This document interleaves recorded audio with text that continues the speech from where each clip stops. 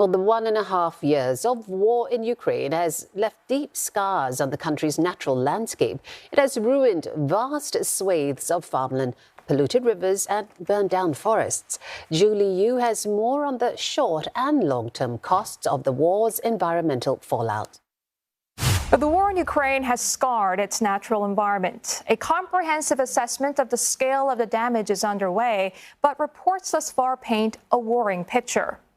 Clouds of carbon have been spewed into the atmosphere by weapons used in the war. One expert says emissions in the first year alone were a staggering 155 million metric tons. That's equivalent to the Netherlands' annual footprint.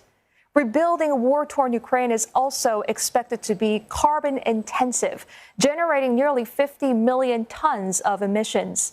The explosions and fires by some 8,000 Russian missiles, along with millions of gallons of oil from incinerated tanks, have contaminated 1/3 of Ukrainian soil. Experts say this could cause long-lasting damage to agricultural productivity, as Ukraine is a major cereal and oilseed producer and exporter.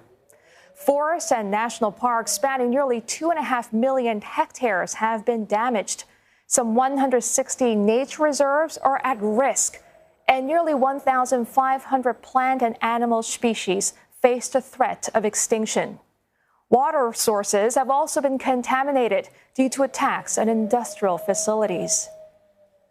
The recent explosion at the Kakhovka Dam in the south is one of the biggest ecological disasters Europe has seen in decades.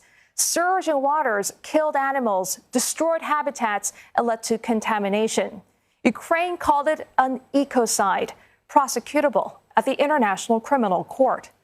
Since the beginning of the war, authorities estimate the country has incurred more than $50 billion in environmental damage, with air pollution emerging as a significant component.